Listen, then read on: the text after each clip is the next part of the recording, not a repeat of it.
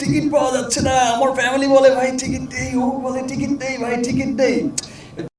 Hello guys, তো আশা করি আপনারা সবাই ভালো আছেন। তো গাইস আজকে আমি কথা বলবো মানে তুফান মুভি নিয়ে কিং খান কি বলছে, আর এই তুফান মুভি অনলি বাংলাদেশেই রিলিজ হয়ে থাকবে নাকি আমাদের ইন্ডিয়াতে রিলিজ হবে, তো একটু যেটা আমি আজকে এই ভিডিওতে জানাবেন। তো গাইস আমি ভিডিওটা স্টার্ট করি আর কি।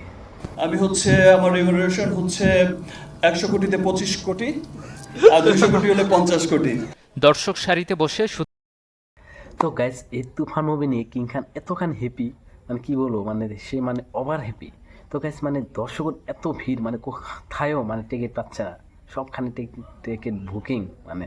তো গাইস কিং খান বলছে যদি এই তুফান মুভি যদি 100 কোটি যদি করে ইনকাম করে, তো কিং খানকে দিতে হবে 25 কোটি, আর যদি 200 কোটি করে ইনকাম করে তাহলে কিং খানকে দিতে হবে আপনার 100 কোটি, মানে 50 কোটি।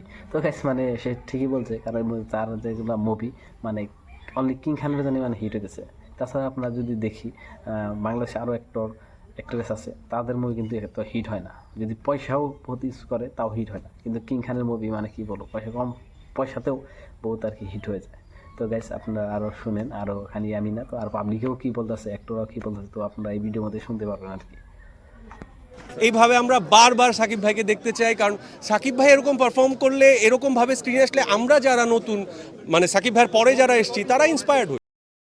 তো গাইস মানে কিং খানের আরও একটা গুড নিউজ ছিল যে এই কিং খানের যেটা মুভি আপনার খালি অনলি বাংলাদেশে রিলিজ হয়ে থাকবে না, আমাদের ইন্ডিয়ার মানে 5 জুলাই আপলোড হবে। তো ইতিমধ্যে মানে ফাইনালি ঘোষণা করে দেওয়া হয়েছে, মানে বাংলাদেশের যেগুলো ফিল্ম 5 তারিখ রিলিজ করার কথা ভাবছি, অ্যানাউন্সমেন্ট আসবে। প্রথম তো বাংলা, ডেফিনেটলি বাংলাতেই প্রদর্শিত হবে। আর ইনফ্যাক্ট তো গাইস মানে আরও একটা গুড নিউজ হলো যে কিং খানের যেটা তুফান মুভি, এই তুফান মুভি অনলি বাংলাদেশে মানে রিলিজ হয়ে থাকবে না, মানে এই বাংলাদেশে রিলিজ হওয়া, আপনারা তো সবাই জানেন যে বাংলাদেশে ঈদের দিন রিলিজ হয়েছে আর কি।